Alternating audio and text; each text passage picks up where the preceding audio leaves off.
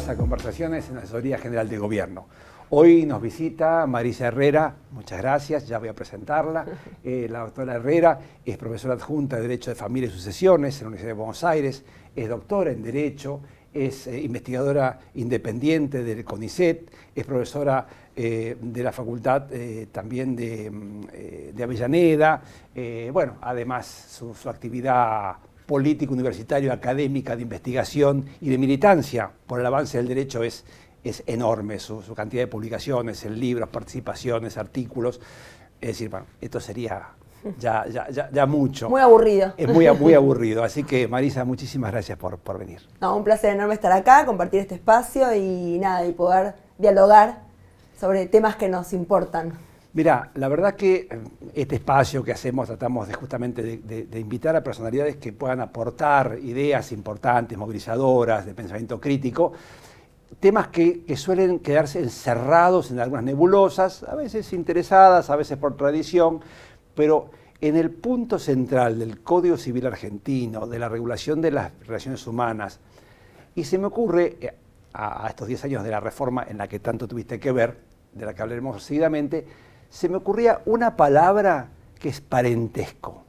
Parentesco y algo tan cercano a la vida real y tan encerrado en un código. Y esos, digamos, por ahí adverbios, subsistente o existente. Ok. Yo te lo tiro así. Como y vos disparador. ponelo para empezar a hablar y después desarrollamos. Mira, me encanta tu pregunta como disparadora porque el concepto de parentesco ha tenido una revolución y forma parte también de los avances que hemos tenido en el derecho de las familias en plural, ¿no? Derecho de familia en singular al plural. Con esta mirada constitucionalizada también, que el propio Código Civil y Comercial, si vos me decís, ¿qué es lo mejor que tiene el Código ahora 10 años? No es la regulación en familia, sino es los artículos 1 y 2, que es el animarse a interpelarse constantemente en clave de derechos humanos, ¿no? Porque siempre se creyó en esta mirada dicotómica derecho privado y derecho público, que en realidad es una mirada como simplista, sí, ¿no? Y no poder dimensionar la riqueza que tiene el derecho y la riqueza que en definitiva tiene la vida y los conflictos sociales.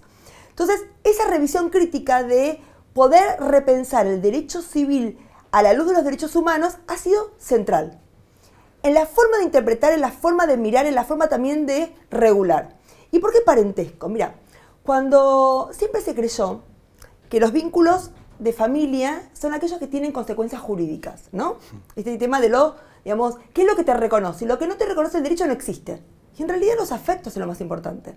Entonces, por ejemplo, nosotras, digo nosotros porque somos digamos que la gran mayoría que trabajó en el tema de familia somos mujeres. Derogamos, por ejemplo, la tutela legal.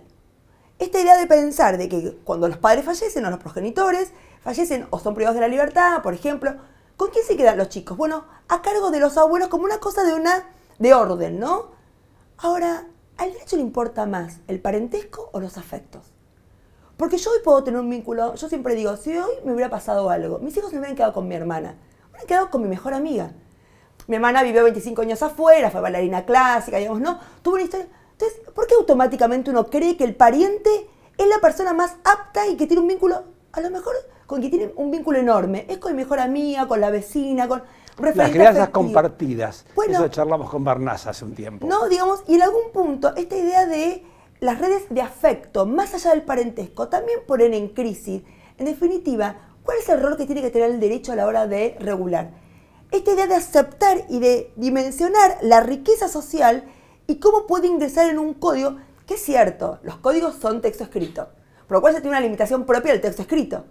Pero vos tenés formas de técnica legislativa de regular que te permitan tener ciertas reglas, excepto que, o siempre que sea de conformidad con el interés superior del niño, y esta mirada de conceptos jurídicos indeterminados... Un perspectivismo. Claro, te permite ver, bueno, hay principios, hay reglas, pero vos tenés que siempre ir cotejando si en este caso, en esta situación familiar, en esta vida de este niño o esta niña, eso que dice esta regla es lo mejor para él o no. De hecho, mirá, y eso también es lo bueno de ser un país de control de constitucionalidad difuso, con la responsabilidad que también tiene, ¿no? Cuando somos magistrados. Sí, es difícil. Difícil el equilibrio, por eso la formación es tan importante. Por eso la mirada es tan importante. Y por eso me parece que estos códigos estos códigos que han sido de avanzada o que han sido códigos que se han animado a interpelarse en clave de derechos humanos, han sido centrales para repensar también en las universidades cómo se estudia el derecho. Porque en definitiva, lo que me diga el artículo tal puede en este caso no ser lo que se aplique, porque te estás interpretando constantemente en clave de derechos humanos. De hecho, en la Argentina tenemos al día de hoy publicados 46 sentencias que reconocen triple filiación. Que un niño o una niña pueda tener 3 progenitores y no 2. Y uno dice, ¿pero cómo? Es la vida de estos 46 chicos y chicas. Y cuando vos analizás los casos que se han judicializado, porque han tenido que judicializarse, vos decís, pero claro, y está muy bien. Típico caso de un señor que reconoce a un chico creyendo que es el padre, realmente pasan 10 años, tiene un vínculo afectivo enorme, pero después empieza por algo a saltar de que no es el padre jurídico, perdón, no es el padre biológico. Entonces, el padre biológico, digamos, se conoce, empieza a tener un vínculo también con su padre biológico, pero el chico tiene un vínculo enorme con su padre jurídico y con su padre biológico. Y bueno, y vos como juez, ¿quién sos para elegirle cuál va a ser el mejor padre? Cuando además son decisiones que uno toma en la justicia, cuando la vida de la gente es para una foto. Y vos tenés una película y de acá en adelante, ¿qué puede pasar? Entonces, hubo un famoso caso en el interior, en Tucumán, ¿no? En Monteros, donde una jueza dice, yo entrevisté a esa nena. Esa nena vivía de lunes a jueves con el padre biológico y de jueves a domingo con su padre jurídico, que quien lo había reconocido y creía que era su padre. Tiene un vínculo afectivo enorme con los dos. ¿Quién soy yo para elegirle cuál padre es mejor? Bueno, ese paternalismo, digamos que también parte de un paternalismo o una filiación, digamos, totémica de la idea de código. Ese mito del legislador omnisciente, omnipresente, omnipotente, más allá de cualquier circunstancia temporal o social. Entonces, si lo dice la ley, el mito. Claro, ¿no? Y digamos, la pregunta es, ¿la ley sobre la base de qué idea de familia lo decía? ¿No? Vos, por ejemplo, cuando yo doy clase, ¿no? En las facultades, ¿no? Y alumnas más jóvenes, dicen, yo leía lo que decía el código sobre el divorcio, me parece que era de locos. Vos tenías que ir a un juez, que nunca la había, digamos que nunca lo habías ni tratado ni nada, a decirle en una audiencia reservado cuáles son las causas que hacían moralmente la vida imposible en común. La 2003-93, yo era empleado judicial y yo estuve en las audiencias. Hasta el 2015, o sea que hasta hace menos de 10 años. Entonces, vos alguien que no, o sea, vos venís a hacer terapia hace años. Lo que el terapeuta no logró, un juez o jueza que no conozco me va a tratar de reconciliar a lo Roberto Gala, le digo, ¿no? Que ya para mis alumnos no saben ni quiénes son, ni quién es. Pero, y además, no era mayoritaria, pero con algo de morbosidad en los tribunales de pontificar y decir, bueno, a ver, y hacerse esas preguntas que yo he visto muy incómodas también, ¿no? Pero además también de meterte en la intimidad de la gente, ¿no? Que vos decís, ¿con qué derecho? Artículo 19 de la Constitución. Entonces digo, empezar a preguntarnos, ¿cuál es el rol del Estado a la hora de regular? Porque la regulación forma parte de un acto del Estado, sí, básicamente, sí, claro. Y un acto muy importante en países como nosotros que tenemos no un derecho anglosajón, sino un derecho totalmente continental, ¿no? Entonces, tienen un rol muy importante. Entonces, la pregunta es, ¿cuál es el equilibrio? Digo, ¿para qué tiene que estar el Estado? Claro, y ese poder de policía de regular, que necesariamente siempre va a limitar un derecho. La finalidad o la razón última o primera es imponer un modelo o permitir el desarrollo que las personas tengan su modelo. Tal cual. Y por eso mismo me parece que hemos tenido leyes que han sido muy importantes. Y no importa el término de matrimonio igualitario, no importa si se casaron 17.000, 18.000, 2 o 4, no importa el número. Importa lo simbólico de empezar a repensar de que justamente las orientaciones sexuales y la identidad no tienen que tener un impacto en decisiones que tienen que ver con las personas de cómo conforman su pareja. Claro. Y eso fue muy importante, porque fue un cimbronazo. Y es más, el matrimonio igualitario fue central para empezar también a mostrar la cantidad de chicos que nacían en el marco de parejas de mujeres. Entonces solamente vos hasta ese momento de la ley de matrimonio igualitario solo invisibilizabas, o sea, visibilizabas a la mujer que paría, pero la otra pareja mujer que cuidaba al chico, que lo trataba al chico, que tenía un vínculo afectivo, estaba invisibilizada. Claro. Entonces digo, ¿cómo también estas leyes... Madre y una sola. Y esta idea de madre cierta es, ¿no? Claro. Del derecho romano. Y la pregunta es, hoy tenemos en la Argentina un montón de fallos de gestación por sustitución, del mal llamado alquiler de vientre. Donde justamente pone en crisis el famoso madre cierta es, porque quien va a parir puede no es jurídicamente, o no va a ser también... quien va a ser la madre de este chico, porque incluso puede ser para un hombre solo o una pareja de varones. Entonces digo, pensarse que en las familias puede no haber siempre una madre cuidadora, ¿no? También este tema de los roles estereotipados, ¿no? De creer que las madres son las principales cuidadoras. Vos cuando decís, nuestro código hasta el 2015 tenía una preferencia en la tenencia, y esto del lenguaje no es neutro, los niños son la tenencia, ¿no? Como si fuera un botín de guerra. En realidad vos a los chicos los cuidás, no los tenés, como si fuera propiedad privada de alguien, ¿no? Siempre yo digo, bueno, no me come, no, mi hijo no es propiedad privada mía. Es un otro, un sujeto de derechos, con lo que eso significa, ¿no? Entonces, esta idea de cómo el código tuvo que repensarse en un montón de avances que hemos tenido en la sociedad y en leyes que se han permitido de estos debates. Matrimonio igualitario, identidad de género, técnicas de reproducción. Digo, fuimos dando debates sociales muy importantes en esta idea más obvia que es, en este mundo entramos todos, el tema es que el derecho lo deje entrar. Bueno, ahora que dijiste esto, me acordé para confrontar, así como se suelen confrontar con la Bini Basterrica, yo pensaba el fallo Cha Sí. y el fallo Alit. Total. Es decir, la concepción, a ver, esta asociación X, pero ¿responde al interés colectivo, al bien común? Bueno, si es la asociación de salames o chacinados, sí es importante. Ahora homosexuales, no. Solo le importa a los homosexuales. Entonces, en la extensión, que afortunadamente en Alit cambia, tiene que ver con esto, ¿no? Tal cual. Y mira lo que son las cosas, ¿no? Hoy justo voy más tarde a la legislatura de Cava porque le dan un reconocimiento a alguien que fue muy importante en la CHA, en la comunidad homosexual argentina, ¿no? Que fue el gran fallo, digo, por lo menos la gran disputa, básicamente, sí, pues, ¿no? Políticamente. Después, está bien, pero digamos, fue una muy buena disputa haberlo llevado Por ese supuesto. debate. Creo que son... Es ponerlo en danza. Total. Los litigos estratégicos, aunque después te vaya mal en algún punto, tienen un valor enorme. Porque abrís... Bueno, Sejian. Que Sejian fue, en realidad, el gran guiño de la Corte, de la mayoría en ese momento. ¿Para qué? Para los debates sobre el divorcio.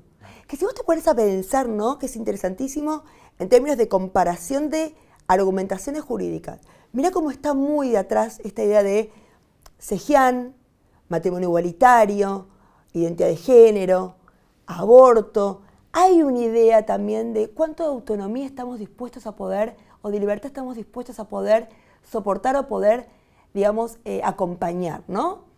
Esto de cuánto de, digo, con independencia de que uno se divorcie o no se divorcie, con independencia de que uno aborte, digo, esta idea de salirse de uno, sino en términos sociales lo que eso significa, ¿no? Entonces digo, hay argumentos que se repiten. Por eso cuando vos analizás, por ejemplo, los debates que han tenido en divorcio o en matrimonio igualitario, las cosas que se decían, ¿no? Los debates parlamentarios son invariablemente, ahora que vos lo señalás, siempre se discute exactamente lo mismo. ¿Viste? Digamos, Hay van a romper la familia, Total. Se quiebra la tradición occidental y cristiana, el mundo va a caer en el infierno. Total. Y el desamor va a imperar en la sociedad. Algo como muy, como un apocalipsis. Exacto. Ahora permitimos esto va a pasar. ¿Qué va a pasar? Y nunca jamás pasó con la ley, porque aparte también era una cuestión, por ejemplo, que nos pasaba con identidad de género. Ah, bueno, solamente la identidad autopercibida, o sea, vos te autopercibís, vos podés, la gente, no sé, digamos, no cambia su identidad de género por deporte, porque le tiene mucho respeto a su identidad. Sus vínculos de familia y de afecto, como su identidad, son realmente cuestiones de las personas tan importantes que justamente uno, cuando pasó con el divorcio, ¿qué? ¿No hay plazo? No hay plazo. ¿Que lo tengo que esperar 2? Ah, no, eso es un libertinaje. Decían, claro. Yo me caso hoy, me divorcio mañana, ¿qué podés? Si podés. ¿La gente lo hace? No. Digo, porque detrás de eso hay decisiones de las personas mucho más complejas, pero que no pasa por la ley, por tener que exigirte que pase 3 años para recién... Digo, bueno, ¿cómo dimos debates? Por eso siempre lo dice, ningunearon mucho el derecho de familia como si fuera un derecho menor. Y yo creo que ha sido dentro del derecho civil el que se animó a poder dar los debates más profundos en términos sociales. Sí, porque en definitiva, yo la verdad que cuando mi recuerdo como estudiante, todavía me acuerdo, de estudiante universitario, digo, porque uno estudia todos los días, afortunadamente, recuerdo Derecho a Familia, yo del libre con Bellucio. Sí, yo también la di con Bellucio. Y de lo que me recuerdo es el tema de la vocación hereditaria de la nuera viuda, que era un tema que él había estado, y con eso era, digamos, siempre en términos de lo patrimonial y el sistema de familia como protectora, esto uno lo ve después, 50 años claro. después, analizándolo, claro, lo patrimonial, la necesidad política de poner un cerrojo a ciertas cuestiones. Bueno, ahí empieza, desde el celibato católico hasta la familia estereotipada de hombre-mujer con el objetivo de la procreación. Que es un objetivo falso, porque hasta ahora, jurídicamente, nadie tenía que llevar un comprobante de que eras, digamos, que podías procrear para poder casarte. Eso. O sea, incluso confrontabas con la realidad y era falso. ¿No? Digo, también... Porque también es cierto que el derecho de las familias, el derecho de familia singular, vino de la mano del derecho canónico. Claro. De hecho, el matrimonio civil se incorpora a la legislación argentina varios años después del Código Originario de Deberes. Sí, entonces, en algún punto, porque se creía que todo el mundo se casaba por iglesia. Entonces, esta ruptura... La gran lucha de Roca, la separación del Estado de la legislación civil... Tal cual. Casi tembló a la Argentina. Tal cual. O sea, esta ruptura... digamos, del derecho canónico al derecho civil, digamos, fue, y si a eso creo que la gran revolución es el derecho civil constitucionalizado. El sentir, muy bien como decía Vidal Campos, la ley no es el techo del ordenamiento jurídico, sino que en realidad el techo de la Constitución y los tratados de derechos humanos, los grandes debates y que siempre es el piso en cuanto a categoría de derechos. Tal cual. Porque eso también lo enseña el derecho internacional de los derechos humanos. Tal cual. Siempre es un piso mínimo. Tal cual. Y eso es lo que nos ha permitido también. Por eso cuando uno dice, no, porque viste que siempre tuvo mejor, digamos, siempre es más importante el derecho penal. Siempre fue, viste, como el derecho penal, los penalistas son como... Y sin embargo decís, la verdadera revolución lo ha hecho el derecho de las familias. Indudablemente. Que es el derecho de la vida cotidiana, que es el día a día de las personas, que es el vínculo de afecto, que es el tema de las libertades, que es el tema de cuál es el rol del Estado. Ahí fueron para mí los principales debates. Entonces digo, me parece que colocamos, y por suerte, en una época, yo digo época de gloria en el Congreso, de debates sumamente ricos, sumamente ricos. Ahora, una cosa que me parece que es sustancial, vos como jurista, como investigadora, concretamente hablando, como investigadora independiente del CONICET, me parece que podés a lo mejor ayudarme a pensar esto. ¿Por qué hay tanta dificultad de pensar investigación en derecho? O mejor dicho, de que la investigación no se circunscriba a una meticulosa y sistemática relevamiento de derecho comparado. Sí. Que me parece... No voy a decir nada porque va a quedar mal. Dejo ahí. A ver, yo creo que tenemos una disputa primero intra y extra. La extra es derecho social versus, o ciencias sociales versus ciencias exactas. Primero una gran no, digamos, que yo como soy investigadora del CONICET, lo vivo en carne propia. Por eso, ¿no? Aprovecho que sos vos. Creo que hay algo de eso también. Que lamentablemente en contextos tan complejos como este se vuelve otra vez a esa disputa horrible, cuando en realidad me parece que si algo uno quería haber demostrado es que las ciencias sociales y las ciencias exactas justamente... Son sinérgicas. Total, absolutamente, digamos, pero ¿no? Pero bueno, tenemos que volver otra vez a defender lo obvio, ¿no? Se llama un clima de época. Pero, y después tenemos dentro del derecho esto de, vos de las facultades, o sos abogado de la profesión y tenés que... ¿Y cuál es el buen abogado? El que hace juicio y lo gana. El que hace juicio y lo gana. Cuando en familia justamente el mejor abogado es el que evita ir a un juicio. Porque sabe el perjuicio que tiene afectivo, digamos, de impacto en la vida de la gente, ¿no? Esa es la abogacía preventiva como tal vez la visión ética más profunda. Total. En el sentido de la abogacía. Total. Y después también tenés, no solamente en lo que tiene que ver con el que gana, sino sos integrante de la magistratura, del Poder Judicial. Cuando en 2006, con toda una política distinta en materia de investigación científica en el país, en un ministerio propio, digamos, revalorizar las políticas de ciencia, incluso también no versus sociales exactas, sino y con esta mirada también que te empodera a ambas, logramos que incluso en las facultades de Derecho, en la UBA, me acuerdo que había una agrupación que hacía jornadas sobre qué abogado o abogada querés ser. Y ahí me invitaban como investigadora, como que también era una salida laboral, una formación, la academia y la investigación. No la academia pura, la academia en territorio. Esta idea de hacer investigación empírica, de realmente qué le pasa a la sociedad para que las leyes puedan... intelectuales que hablaba Bourdieu. Total. Digamos, ¿no? Esta sinergia entre, digamos, lo que pasa en el territorio, porque en definitiva hacemos un derecho para resolver conflictos, digamos, sociales. Entonces digo, ¿qué más? Por eso cuando uno dice, bueno, la revolución en materia de técnicas de reproducción, entonces hicimos investigaciones de campo. ¿Qué le pasa a las personas que van a técnicas de reproducción? Digamos, ¿qué pasa con...? Y ahí vos empezás a dimensionar que había cosas mucho más complejas. Por ejemplo, yo me acuerdo de un caso, ¿no? Entrevistamos a un centro médico, no voy a decir el nombre, en el cual, hace muchos años, y él contaba un caso. Vino una señora, vino una pareja, querían tener un hijo, por lo cual óvulo ella, semen él, embriones, perfecto. Pasan 4 años, ella había tenido con algunos, digamos que algunas transferencias no había quedado el embarazo, bueno, pasan 4 años, ella fallece. Vuelve a venir él con una nueva pareja, a querer transferirse los embriones de la primera pareja. Claro, no había ley. Al médico le pareció un acto de amor hermoso. Y uno decía, y él dijo, pero ¿qué es lo que te frenó?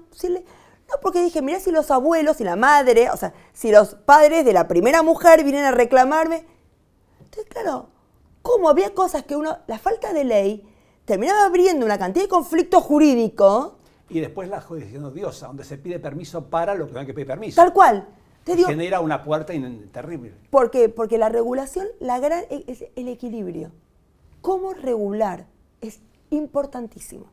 Uno no dimensiona lo importante que es una buena técnica legislativa.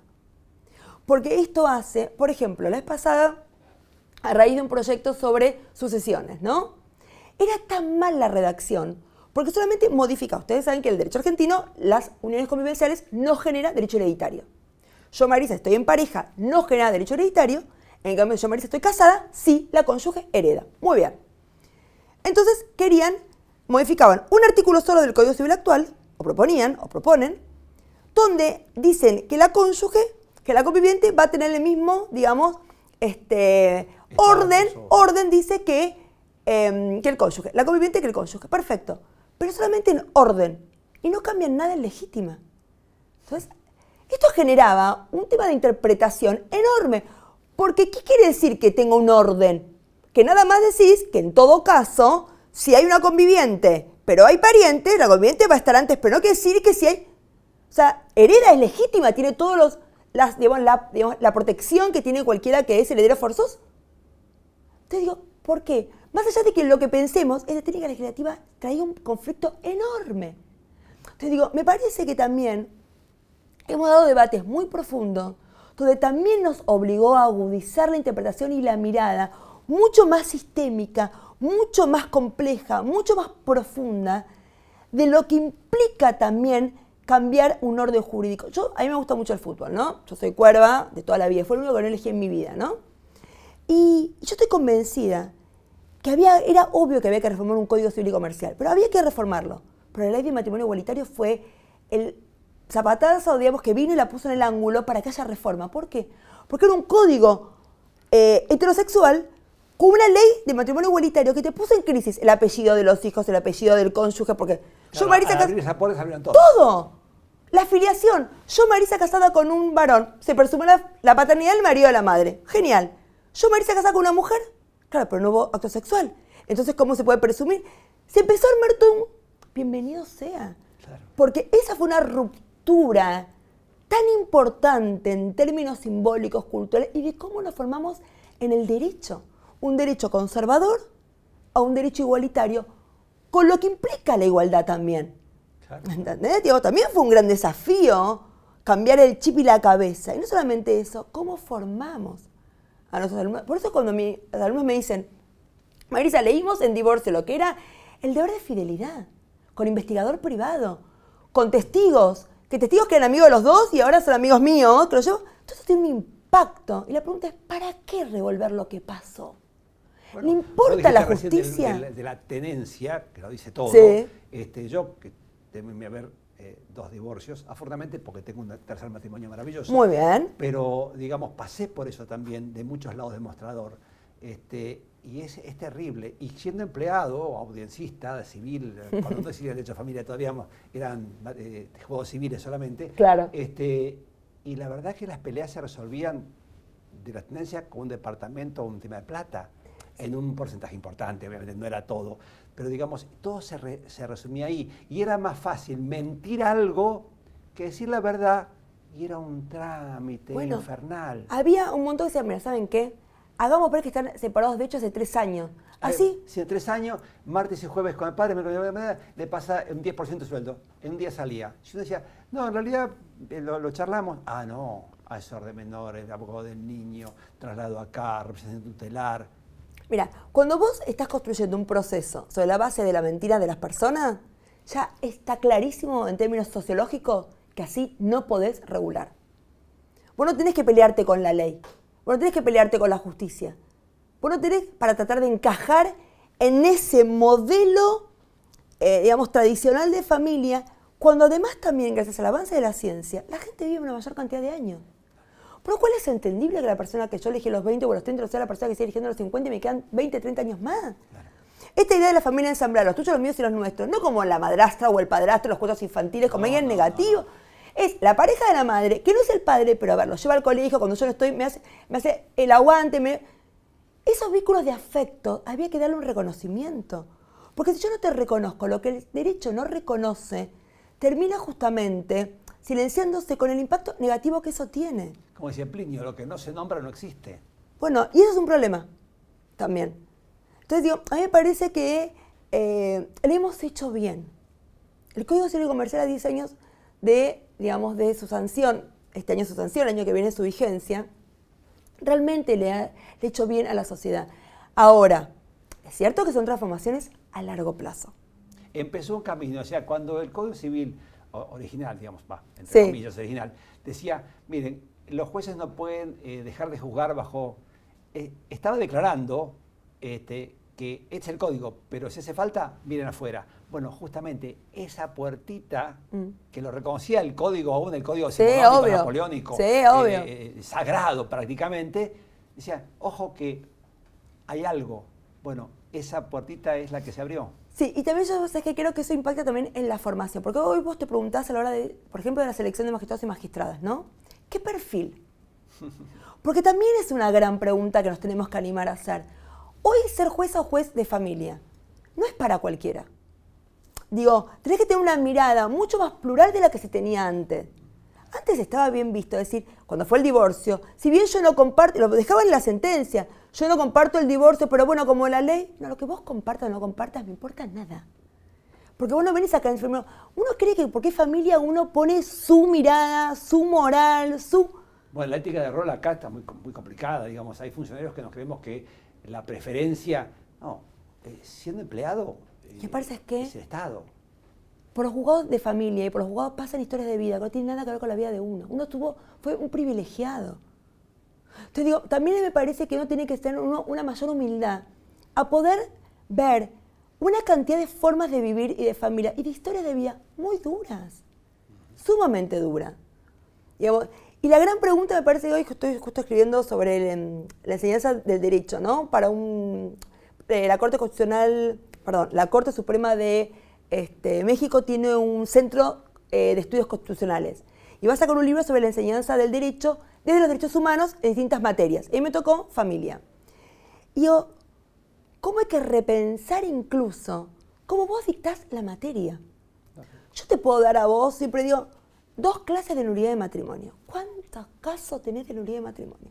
Pensé que era Juan y era Mario. No nos confundimos más a la hora de casarnos. Lo conozco a Juan hace 1000 años, vivimos juntos hace un montón. Hoy se regala poniendo en un CBU, con un alia, plata, porque ya tenés todo. Digo, vivís con él hace un montón. Esa es la realidad. Ahora, yo te puedo dar ¿qué tema? Adultos mayores, temas de salud mental, temas de violencia de género. Y siempre ciertos temas los ponen al final, lo que después nunca llegamos a dar. Y también hay una decisión consciente o inconsciente, lo que terminamos dando y cómo lo damos. Es contrato, patrimonio y se terminó. De hecho, nuestro Código Civil de Vélez arrancaba con lo patrimonial. Lógico, está hecho para eso. Porque lo que le importaba era eso. ¿Entendés? Y en un contexto país, en el 1800, cuando en realidad la gran mayoría era analfabeta. Y solo los que tenían patrimonio eran personas que sí podían leer y escribir. Entonces el código estaba pensado para ellos nada más.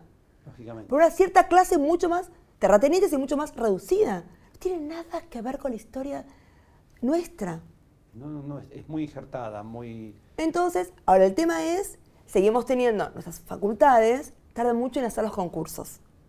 Entonces vos todavía, entonces digo, también ahí hay todo un trabajo, digamos, de deconstrucción de... Bueno, la verdad tasada, la academia, lo consolidado, siempre es un problema para el avance social. No hay renovación, no hay una mirada de oxigenación, no hay algo de apertura, no hay... Ese famoso statu quo. Yo me acuerdo cuando hace muchos años Argibay, un 8M, me acuerdo que hizo una jornada en la Defensoría General de la Nación, ¿no? Y ella le pregunta, ¿no? ¿Qué era lo que más le había impactado cuando entró a la justicia? Y ella dice, a mí me impactó preguntar por qué se hace así. Y que le contesten, porque siempre se hizo así. La venerable rutina. Y vos no te preguntás si siempre se hizo así, que hay algo que está mal. Si pasaron 70 años y siempre se hizo así, está mal que siga saliendo.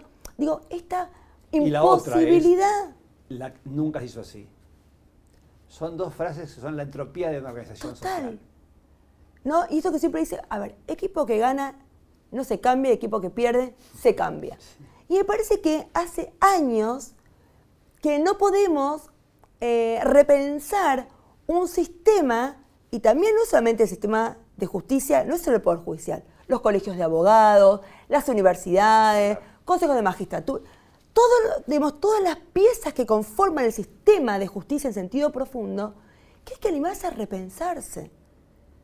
Realmente. Creo que, y en este aspecto, estas leyes que hicimos, o que yo por lo menos formo parte, digamos, de esta mirada, ha sido importante. Discúlpame, si yo no recuerdo mal, ¿vos fuiste la única investigadora de CONICET en la Comisión de Reforma? Sí, fue la única investigadora de CONICET en la Comisión de Reforma. ¿Un dato?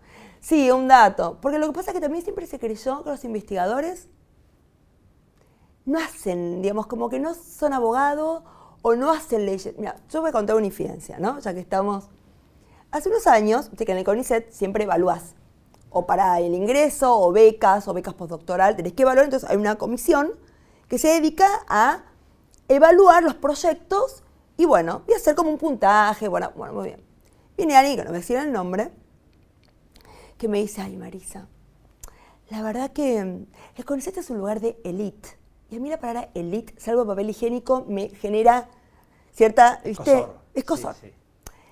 Y en realidad el CONICET es un lugar de élite y vos sos una investigadora más. Y yo le dije, militante, pues sabés que esa palabra le iba a detestar. Le digo, mira, yo creo que me dice, bueno, le digo, mira, el CONICET tiene que tener gente como vos que escriba un paper en inglés, que se publique una revista en Oslo del Grupo 1, indexada, que te evalúen pares evaluadores con doble C. Y también tiene que estar investigadoras como yo, que me parece que habiendo estado con matrimonio igualitario, identidad de género, el código, algo de transformación en términos... Digo, hay esa mirada elitista que ha tenido la academia. Mira, yo te iba justamente a preguntar, cuando yo te decía investigadora independiente, y una pregunta que me surgió siempre hace muchos años, porque conozco de lo que me estás diciendo, ¿qué tan independiente es un investigador independiente?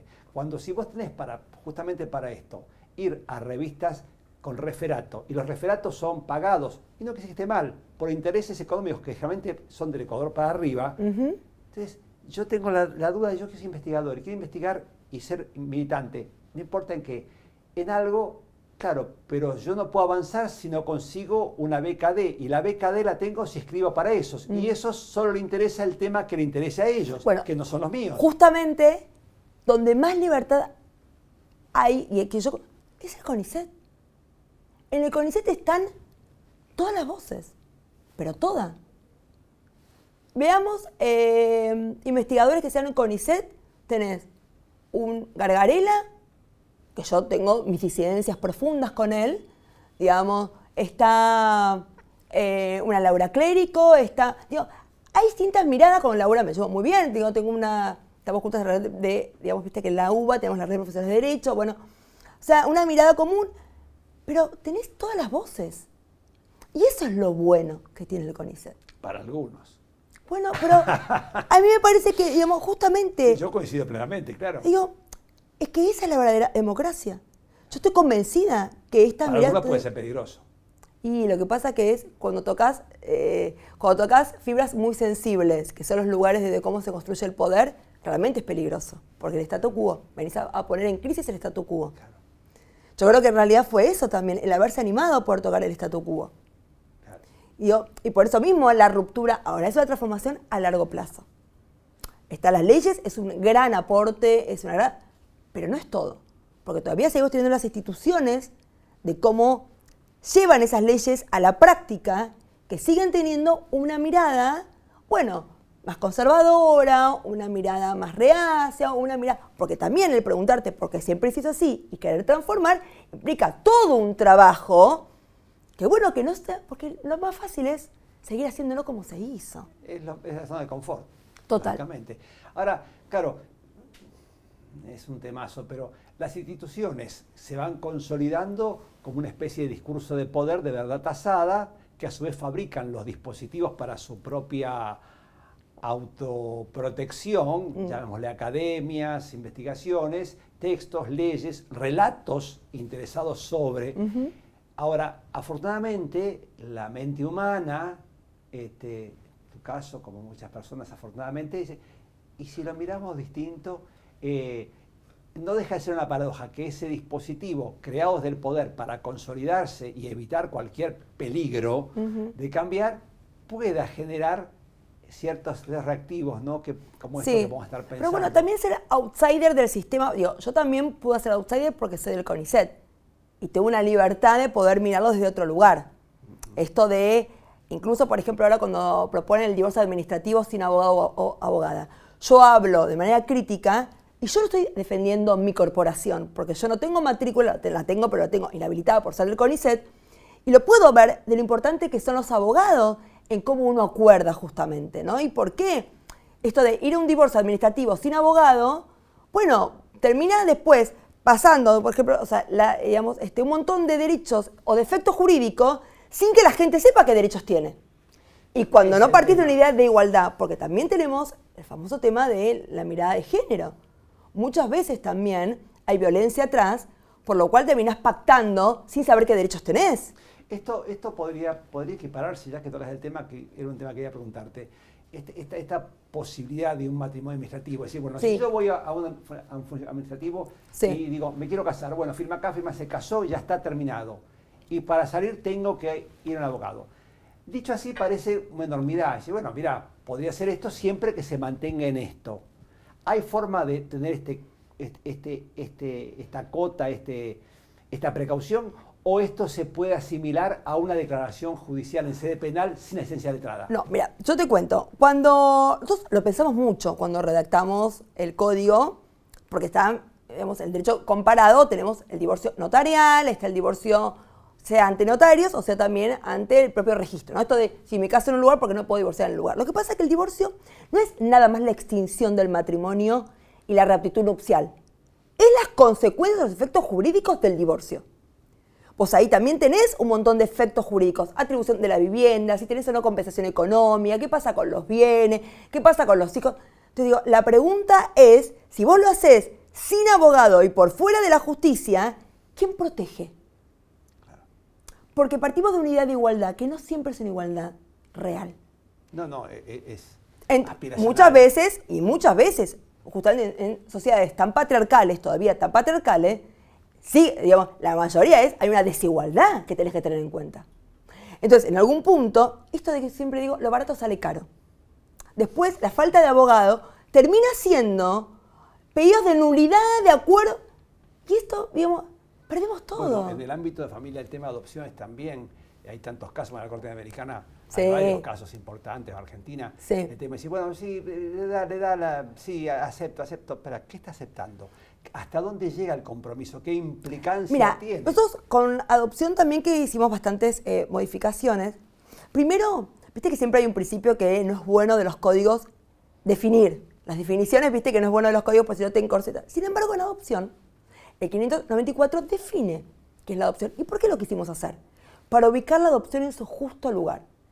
La adopción no es una institución para que todo adulto tenga un hijo, para que todo niño tenga familia. Y el niño, ese niño, con una historia de vida atrás. Por eso nosotros cuando, por ejemplo... Eso fue una revolución. Total. Porque la legislación de familia que atendía eso era exactamente al revés por quien debía hacerlo. Y los medios de comunicación que decían, ¿y la cantidad de padres que están en lista de espera? Yo no me tengo que fijar la cantidad de padres, porque si fuera así, un derecho a ser padre, yo tendría que decir, después de 4 o 5 años que estoy inscrito en un registro y no me llaman, tengo que hacer un amparo para que me den un hijo. Hagamos Pronto una despacho. redistribución, que aquellos que no tienen, bueno, tiene 4, bueno, dale 1 al de al lado. Es obvio que no es por ahí, no es un derecho a ser padre, es un derecho de todos chicos a vivir en familia, que es una mirada totalmente distinta. Y chicos con historias de vida muy complejas. Esto de el hijo biológico que no tuve, no es otra cosa. Digamos, por eso cuando uno en un registro de adoptantes pregunta, ¿estaría dispuesto a tener un grupo de hermanos? ¿Hasta qué edad? Un chico con discapacidad. Porque hay que también hacer toda una deconstrucción de qué deseo de hijo se tiene. Por eso muchas veces entonces en el código también decimos que con el cambio de nombre de pila de los hijos que vienen, es una mirada hiper restrictiva. Porque el querer cambiarle el nombre ya te está como mostrando que quiere ponerle el nombre que él hubiera querido. Y él tiene ese nombre, a lo mejor fue lo único que le pudo poner su madre o su padre, que eligió ponerle el nombre. Tiene una historia atrás. Y más en países como el nuestro, una historia tan dura, con los desaparecidos, una historia que nos ha marcado en clave de derechos humanos, el derecho a la identidad tiene un peso enorme. Sí, claro. Entonces, justamente el derecho a conocer los orígenes, el construir tu identidad sobre la base de la verdad, bueno, son un montón de temáticas. Yo me acuerdo hace muchos años en un congreso en Puerto Rico. Llevamos una ponencia sobre el derecho a la identidad y su impacto en las relaciones de familia. Te hablo como hace 20 años, 15 años. Nosotros sacábamos el derecho a tener un nombre, el derecho a conocer tus orígenes, el derecho a tener filiación, el derecho... Los tipos nos miraban y decían, el derecho a la identidad tiene tantas cosas. Entonces sacábamos como... ¿Viste? Como... Y porque nuestra formación en derechos humanos nos ha permitido tener como una mirada mucho más global y mucho más sistémica que te permite justamente dimensionar tu identidad, el ser protagonista. Incluso hoy en el Código Civil y Comercial, el pretenso adoptado tiene que también consentir su adopción.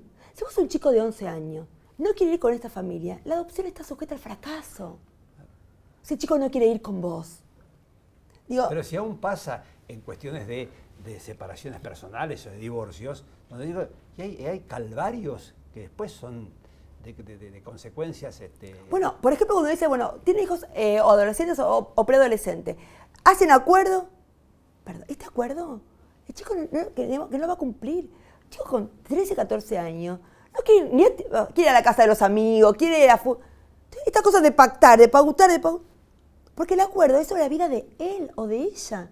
O sea, es cierto, la autonomía progresiva, hablar de los niños y las niñas como sujeto de derecho, es, a ver, lo más fácil era a los Vélez, que en ese momento eran los 22, después 21, después, a tal edad, que aparte la cuestión es una ficción absoluta, 17 años, 11 meses, 29 días, sos un incapaz y mañana automáticamente sos capaz. Sabemos que no es así. Claro.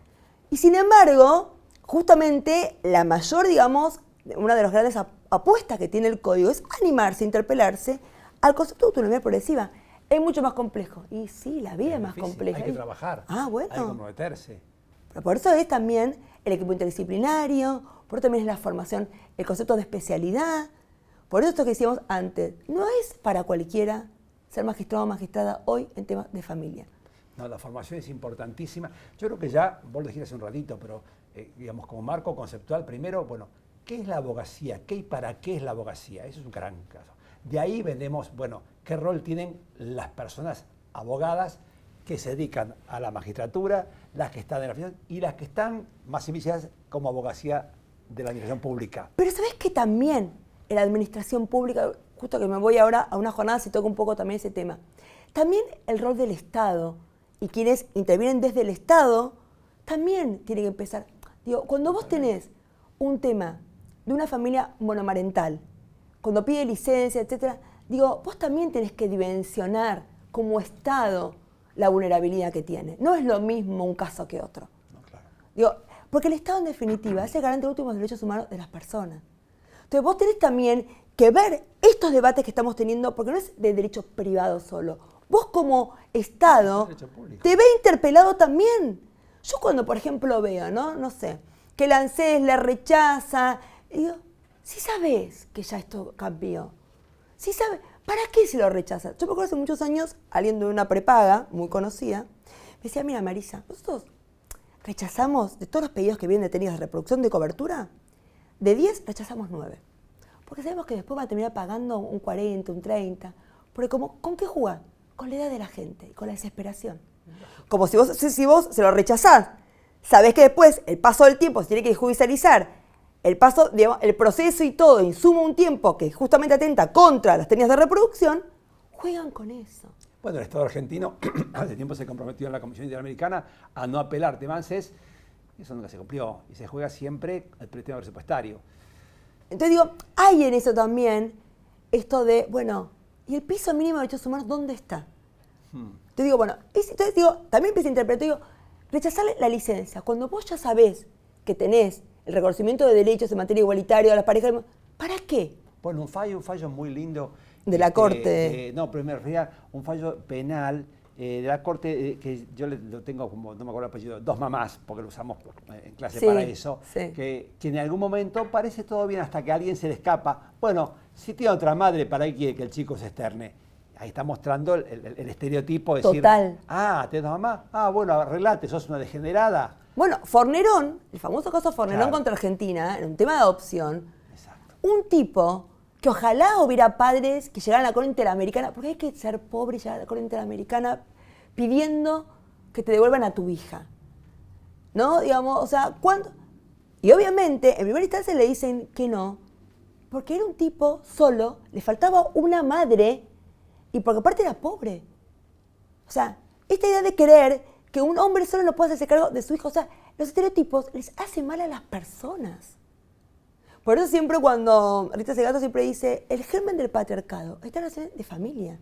Por eso es tan importante en esa primera parte tener una mirada más igualitaria en serio. Y además también el patriarcado le hace mal a los varones. Por supuesto, claro. Esta idea de tenés que ser fuerte, tenés que no llorar, porque padres que son buenos padres, ¿sabes el vínculo hermoso que tenés con tus hijos? Por eso las licencias en igualdad, y hablamos de licencias por nacimiento y no licencias por maternidad, que tengan licencias iguales hacen que un vínculo hermoso desde que el chico nace. Y por eso la idea de coparentalidad es lo mejor, pero no solamente para las mujeres, para los varones. Y para los hijos también, un mejor vínculo con los padres. Claro, les permite. ¿Entendés? O sea, el Estado está privando a las personas de generar un vínculo que no pueden hacerlo. Tal cual. Y mira que yo he tenido experiencias, incluso mis hijos fueron al Nacional de Buenos Aires, ¿no? Colegio pseudo progre, como le digo yo, muy...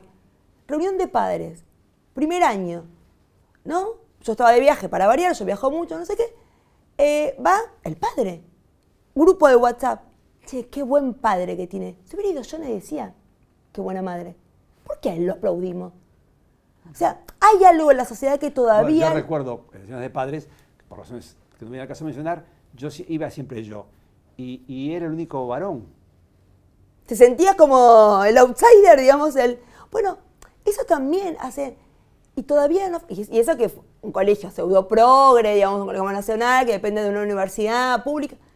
Imagínate lo mejor en otro tipo de colegio. Digo, nos falta un montón. Pero las leyes han sido muy importantes.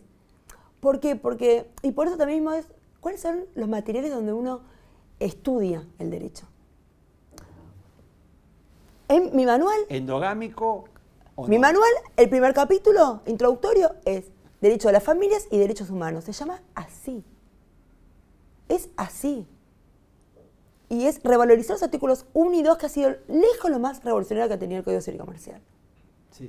Vos me decís, ¿hay algo que hubieras cambiado? Sí, claro, porque también es cierto que hubo un montón de cosas que se quisieron regular y no se pudo. Lógicamente. Sí, me imagino que ahora, bueno, ya no podemos quedarnos toda la vida hablando de esto, o muchos meses por lo menos, pero creo que en estos 10 años esa puerta que se abrió, eso indigita enorme, porque como todo ángulo de su vértice es pequeño, pero su proyección es infinita y quedarán muchas cosas por seguramente y por regular. Pero bueno, no sé si vos querés cerrar de alguna manera alguna idea más. No, la verdad que me parece interesante también poder seguir mostrando, ¿no? Estas virtudes y estos caminos son desafíos.